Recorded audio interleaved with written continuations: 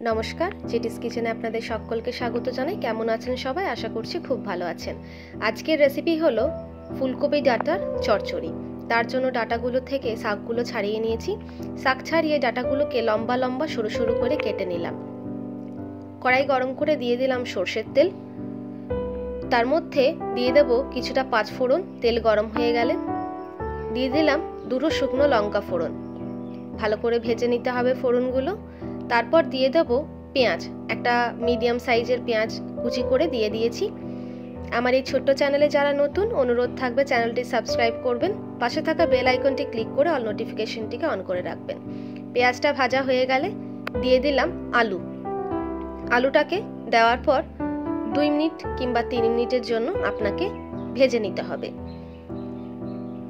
ভাজা হয়ে গেলে তারপর আমরা অ্যাড করব মূলো, গাজর, বিনস, সিম। এই সবজিগুলো অ্যাড করবার পর আমাদেরকে আবারও 2 থেকে 3 মিনিট লো টু মিডিয়াম ফ্লেমে ভাজতে হবে। আমার এই রেসিপিটা যদি ভালো লেগে থাকে একটা লাইক করবেন, কমেন্ট করবেন এবং শেয়ার করবেন। আমরা যে ফুলকপির ডাঁটাগুলো কেটে রেখেছিলাম সেগুলোকে কিন্তু সেদ্ধ করে রেখে নিতে হবে।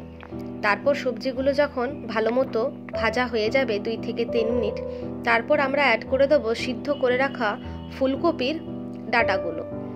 ডাঁটাটা অ্যাড করবার পর আবারও আমরা 1 থেকে 2 মিনিটের জন্য নাড়িয়ে চাড়িয়ে ভেজে নেব। বেশি ভাজার প্রয়োজন নেই। অনুরোধ থাকবে যদি আপনারা এই রান্নাটা লো টু মিডিয়াম ফ্লেমে করেন, একটু সময় দিয়ে করেন, তাহলে ভালো হবে। দিয়ে দিলাম বেগুন এবং কিছুটা টমেটো। একটা মিডিয়াম সাইজের টমেটো ব্যবহার করেছি। টমেটোটা দেওয়ার পর মিক্স করে নিয়ে দিয়ে দিলাম স্বাদমতো নুন, হলুদ, জিরে, ধনে এবং সামান্য পরিমাণে চিনি। চিনিটা অ্যাড করবার পর আবারও নেড়ে চেড়ে নিয়ে ভালো করে মিক্স করে নিলাম। এরপর এখানে অ্যাড করে দিলাম একটা পেস্টটা রয়েছে সামান্য সাদা সর্ষে, কয়েক বীজ রসুন, 1/2 ইঞ্চের মতো আদা এবং স্বাদ মতো কাঁচা লঙ্কা। যে যেমন ঝাল পছন্দ করেন সেই মতো কাঁচা লঙ্কা দিয়ে পেস্টটা বানিয়ে দিয়ে দিয়েছি। ভালো করে মশলাটা মিক্স করে নেব। 2 মিনিটের জন্য আমরা এটাকে কষিয়ে নেব। তারপর অ্যাড করে দেব 1 গ্লাসের মতো জল, সবজিগুলো সেদ্ধ হওয়ার জন্য। জলটা অ্যাড করে দিয়ে আমরা একটু মিক্স করে নেব যেন সবজিগুলো ডুবে যায়।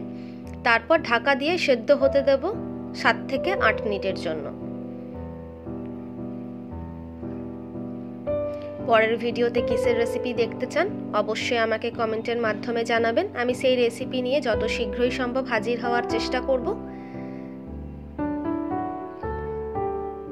এবং আপনাদের কারো কাছে যদি এমন কোনো রেসিপি থেকে থাকে যা আপনি সকলের কাছে পৌঁছে দিতে চান, তাহলে অবশ্যই আমাকে জানাবেন।